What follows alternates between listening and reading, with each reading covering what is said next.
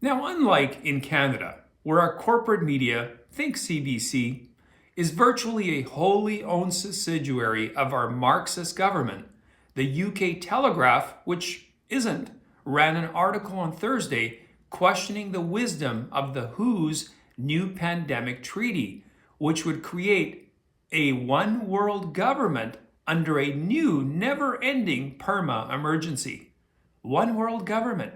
You mean Trudeau's wet dream? The Telegraph concisely summed up the problem, and I quote, "Member states would be obliged to follow the agency's instructions when responding to pandemics, including by introducing vaccine passports, border closures, and quarantine measures under a draft update to its regulations. A new pandemic treaty under discussion would also force Britain to spend 5% of its health budget on preparing for another virus outbreak." I'm sure it wouldn't be much different in Canada as far as that spending goes.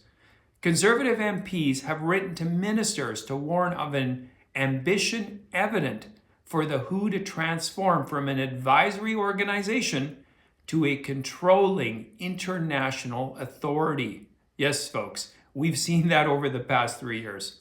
According to the Telegraph, the UK's Foreign Office, for some strange reason, is enthusiastic about signing over Britain's government and its citizens to the corrupt World Health Organization. And I quote, "The UK is supportive of the pandemic treaty currently being negotiated by national governments, which could speed up the sharing of data on new pandemic threats so we are able to respond quickly in the event of future pandemics," Foreign Minister Andrew Mitchell said. He also went on to say, "We're clear that we would never agree to anything that crosses our points of principle on sovereignty or prevents the UK from taking decisive action against future pandemics." Oh, really?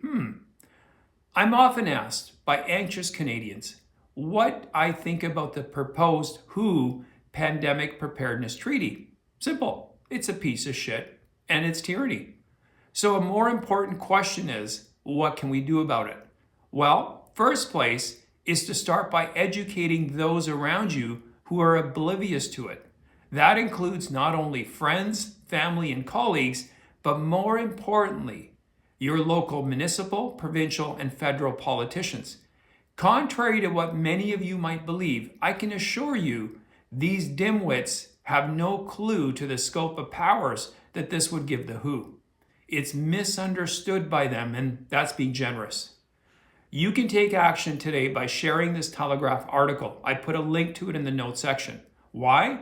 Well, since it's from a mainstream media source, it isn't tainted by the usual, "Oh, it's just another conspiracy theory," or, heaven forbid, my personal favorite, "It's just another right-wing conservative talking point."